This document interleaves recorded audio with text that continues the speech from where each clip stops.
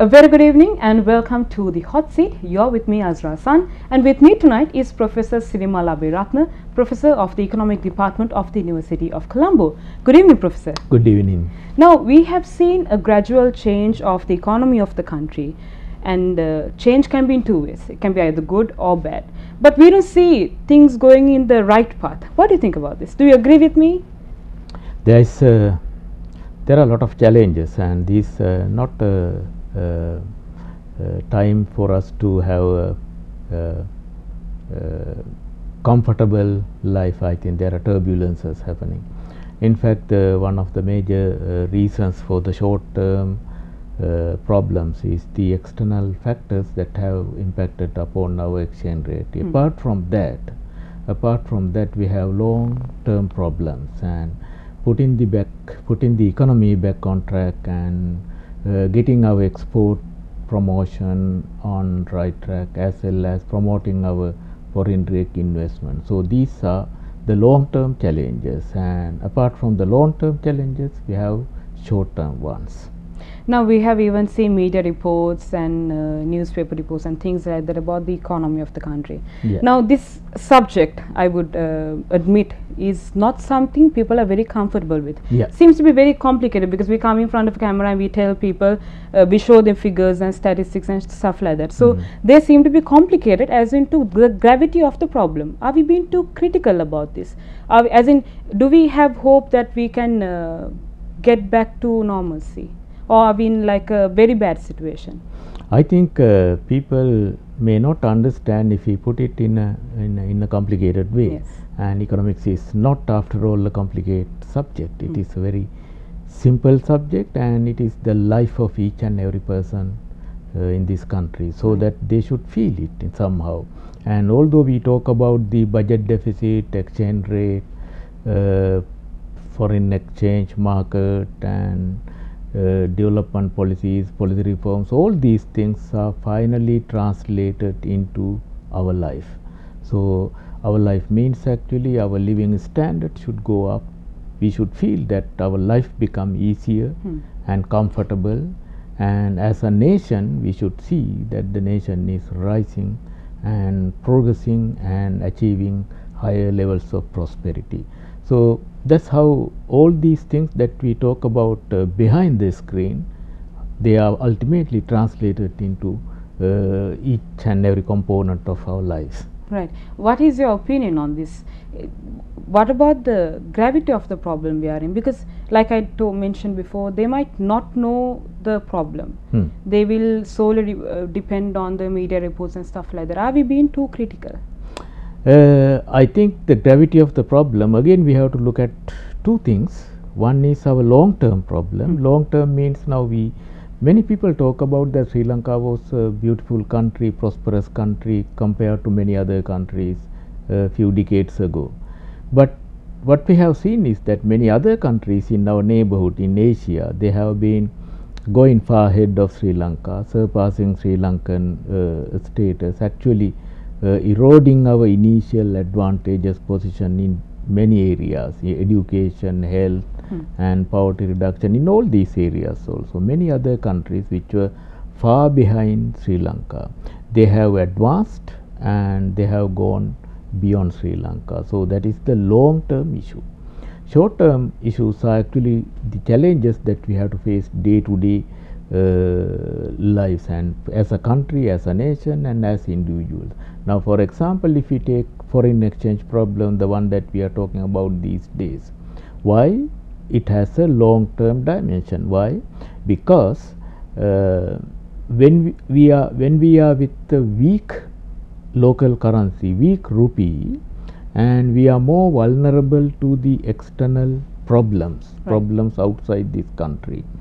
And if we had a strong rupee that we had developed over the past 30-40 years, actually our vulnerability, we would have reduced it and we would have managed better. So I think there are two dimensions here now. If you are on better infrastructure in terms of economics, and then we can manage many other things and we can face the short term challenges in a better way. Right. So this, if we take the issue at hand, I would call it the depreciation of the rupee against the US dollar. We saw an unusual and a gradual decline of the value of the rupee when compared to the US dollar. You said the external factors can affect this. And is it because America, or we say all the major powers in the world are doing good and we are not doing good enough? Yes, there is some truth in it. Now again, if I take the long term factor, we started with 16 rupees a dollar in 1977, 41 years ago. 16 rupees a dollar. And the rupee has been continuously and steadily on downward path, and today we have come to 160, 170 rupees a dollar. So that's the long term issue. It should not have been in that way. It should have become appreciated, and because this situation is not normal for a developing country, it actually is an indicator to show that we have been not doing that well. So now we are with that weak rupee facing other challenges which are coming from the US economy or US Chinese problems. So now with the weak rupee at hand here, we have to face with all these problems, but we are in a weaker position to face. So we are more vulnerable.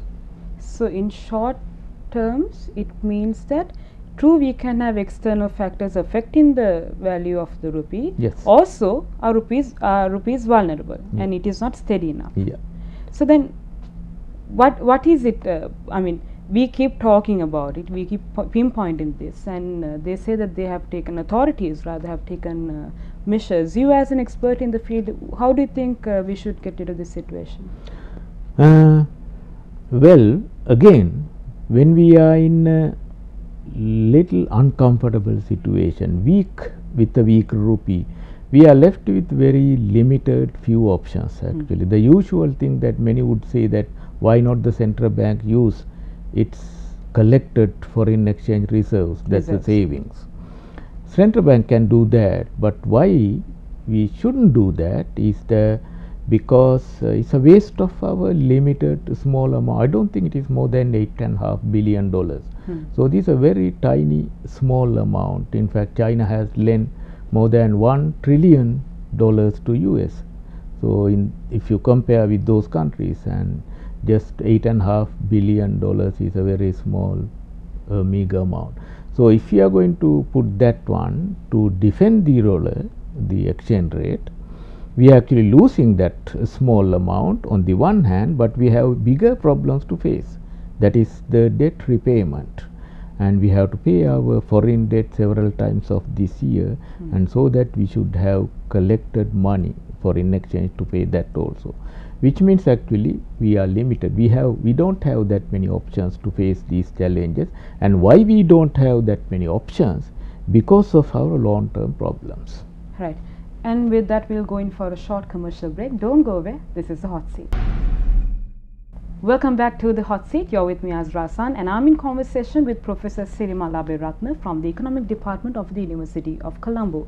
We've been discussing about the rupee depreciation against the dollar, and the interesting fact is that you mentioned that we don't have a lot of options. Is it because we have not made the correct decisions, or is it because we don't have the policies, or is it because we don't have enough resources to face this problem? We don't have enough resources to face the problem. Why we don't have enough resources? Because we haven't done enough in the past, and so that we haven't, for example, we did not promote our exports as the way that we want. Exports is one of the important ways of generating stable foreign exchange flows. Another one would be foreign direct investment, and we haven't done enough in that particular area also. So which means now export drive, foreign direct investment promotion, and economic growth after all. And in all these areas, I don't think Sri Lanka has done that much in the past. So because of that, our rupee is weak, and so that we don't have that many options left when there are external shocks affecting our rupee and our economy. Now, speaking of which, they keep saying that they're bringing down foreign direct investments, and we don't see really a progress. Is it? Yeah. Are we actually getting FDIs into the country, or is it something that we have created to show people that there's nothing to worry about? I don't think compared to many other countries, Sri Lanka is getting that much foreign direct investment. For example, India is among the top 10 countries receiving the highest amount of foreign direct investment last year, and there are about $1.5 trillion flowing out, especially from developed countries as foreign direct investment, and our share there is actually less than 1 billion or around $1 billion. India is getting $45 billion, and some other countries in Asia like Singapore, they are getting more than 60-70 billion dollars a year. So you can see how small is our share in this whole scenario. And why? Because I don't think we have improved our investment climate to convince the investors, okay, your money is safe in this country, your investment is going to be safe in this country, and you can develop your businesses, and while we are also developing with your businesses. So we haven't done enough to improve our business confidence in this economy. So the foreign investors are not confident about the state of the economy. Yes. Is it because we have an unpredictable nature now? Of course, with the rupee depreciating against the dollar, I mean, isn't that a good example to show why they are not interested in this? No, rupee depreciation may not be a good indicator for that, but they will take it as an indicator to look at beyond the rupee.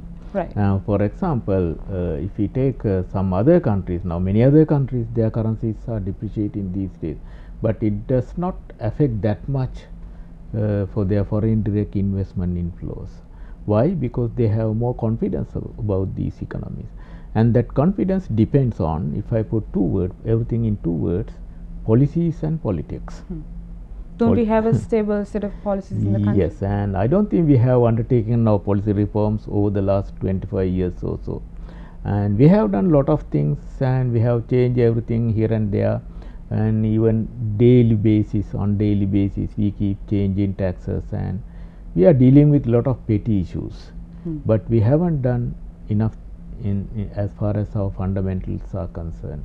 We should have improved our policies, and we should have improved our trade liberalization process, and we should have improved our efficiency in the public sector, efficiency in our state-owned enterprises, and we should have improved our regulatory mechanism of this country, and we should have improved the stable, predictable, consistent policy package is going to be here. There will be elections, there will be many governments, and governments will change, come and go, but our policy direction will not get affected by those changes. So we haven't come to that point. They should not get affected by those changes. Yes. But in this case, in this case, you can see on daily basis, you see that one government is doing this one, and the prospective candidates are saying that, okay, when I come to power, I will reverse these things.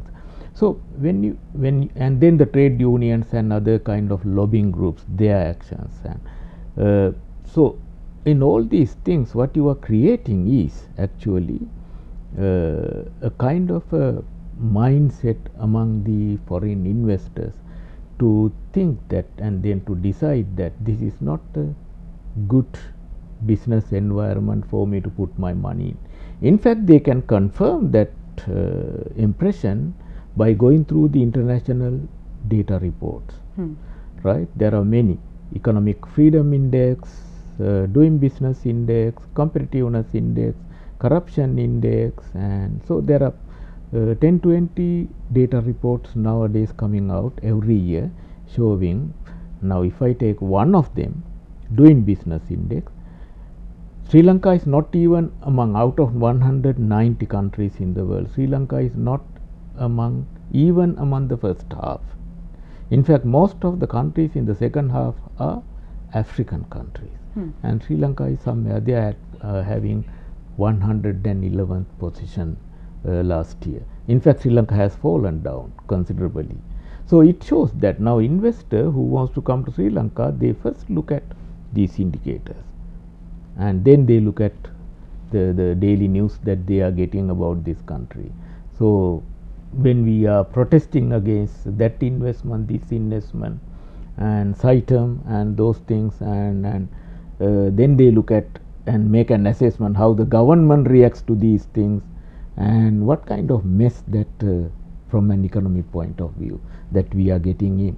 So they don't want to be part of that mess. Wow. So the business community in the country is in a mess. Not that they are doing bad. No, I mean the policy. The policy. And policy and politics. And that has adversely affected the. Yes.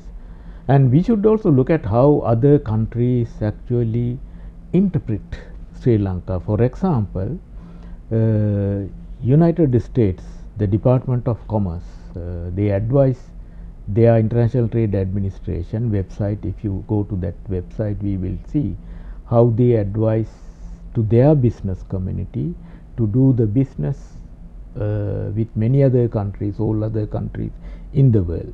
And when you look at Sri Lankan's case, Sri Lanka, how they sorry, how they interpret about Sri Lankan trade policy, they say that Sri Lanka has a prohibitive tariff regime. So if you are going to do business with Sri Lanka, you should know that its tariff regime is not conducive to do business with them, and your products that you are supposed to export to Sri Lanka finally end up with more than 100% increase in their prices when it comes to the local market. So this is Sri Lanka. While we are getting the benefit of GSP concessions from United States, and that's how actually they advise to their community, their business community about Sri Lanka. In fact, I would say that the United States should have started their trade war not with China, with Sri Lanka, countries like Sri Lanka. And with that, we'll go in for a short commercial break. Don't go away. After all, this is the Hot Seat. And welcome back to the Hot Seat. I'm in conversation with Professor Sirimala Abiratna from the Economic Department of the University of Colombo. We've been talking about this confusion in the economy. Can't really call it a crisis yet. We have been in that crisis, if you call it, for a long time. It is collapsing though now. Not collapsing. We are not collapsing. I don't see a collapse there. Even if we are faced with this exchange rate problem, it's not the end of the economy. Right. But actually we are not moving fast enough. That's how I would say. Sri Lanka has been growing anyway even at least 3%, 4% level. The IMF prediction for the growth rate of this country for this year is 4%, and but which is not a very attractive growth rate for a country like Sri Lanka, having ended its long standing war in 2009. And I thought that we would have all the problems are over, because when we compare the Sri Lankan situation with other countries, we have only actually very few problems, and unlike many other countries. But those few problems are very critical, and because of that, the country has been not growing enough. I think Sri Lanka Sri Lanka has the ability to grow at 7%, 8% per year at that high rate, but Sri Lanka is falling down to 3%, 4%. It shows that actually we are still growing even at slow rate, but many other countries in our neighborhood, they are moving faster than Sri Lanka. It is clear the problem we have here, and the sort of situation that has been created among the community in Sri Lanka. What kind of measures do you think that we have to take to get rid of this situation? Is it urgent to get rid of this situation? I think the first thing is that we should have vision. Right. When a new government comes to power, the government, first of all, before the nation, the leaders of the nation, they should have vision. Okay, during the next 10-20 years, okay, this country will look like this, and we will be bringing this country to that level. Whenever you have that, in fact, for country like Sri Lanka, it's very easy to have a big vision. Why? If the vision was that big for countries like Dubai and Singapore, which didn't have any resources to back them, their economic prosperity, it is how easy it is for a country like Sri Lanka to have a big vision, even to go beyond Singapore and Dubai status. But for our people, for our it's very difficult for them to have that kind of big vision. So we start with that vision, and then that vision requires investment. If you don't have to depend on your small amount of savings in the till, right? Because there is enough investment fund available in the world economy today. So they are moving, they are seeking the better locations, they are moving all around the world, even to India, $44–45 billion a year. So that means we have enough resources out there. If we know how to bring that, how to allow that foreign direct investment to flow into this country, we don't have to worry about our small savings or our small investment.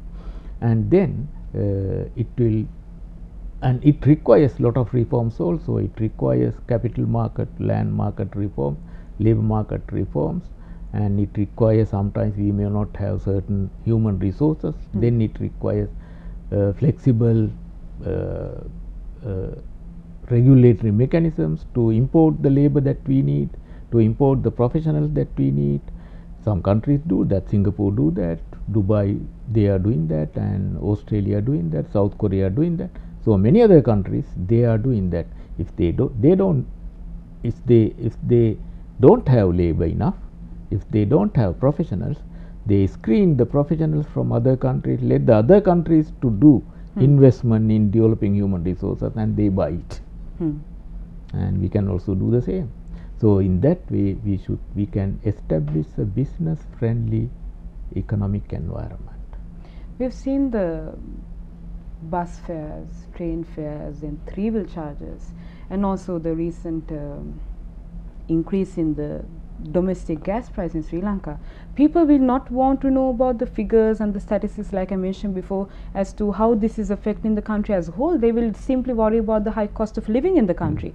Do you think we can find a solution within a short period of time to this issue that we're facing right now? Yeah, everything that we talk about in terms of numbers, they are ultimately translated into these things. The gas prices, vegetable prices, our food and our lunch packet, and our rent and electricity bill, water bill, all these things. The numbers that we talk about, and when those numbers deteriorate, they are reflected in those things that we talk about, affecting our lives. That's what we mean by the lower growth rate and the poverty, and poverty is bad. So we should have the ability to change those numbers, and then through that to improve our living standards and the things that we are talking about. The pricing formula, which has been in discussion over the past 2 months, because they've introduced the pricing formula and for fuel, yeah. And it's uncertain. They say it may also can fluctuate, but we don't see in any prices reducing than just increasing. How is this affecting the people? Oil, the fuel is not our product. We have to import it, and we have to depend on other countries producing oil. And when those countries face troubles, and when those troubles are reflected in their oil prices, of course we have to bear it up. And who is going to bear it up? The best thing is that the people who use it. So that's why I think the pricing formula was introduced. And since the time that it was introduced, the oil prices have been rising, and few years ago it was $40 crude oil barrel, and today it is more than $80 and more than double that price. So which means actually we also should allow that international change in prices to be reflected in our local market. If not, what happens? Somebody else, a third party, has to take that burden. Who is that third party? Taxpayers. That's how the government pay the loss. And how does the government pay that loss? Because government collect tax money, so that we should be prepared to pay more taxes to take care the general of public. Yeah, general public. They should be from the things that they buy, their clothing, their food, their sugar and tea packets, and with all these things, they should be prepared to pay more taxes to take care of something that is for which they are not even responsible for. So I don't think it's a fair thing. The most suitable, appropriate way of doing that is actually let the domestic price of oil to represent their original international price. I think for that purpose the price formula was brought in. Right. Thank you, Professor Abhiratna, for joining us on Hot Seat. And that's it from us for tonight. Join us again next week at the same time. Until then, good night and take care.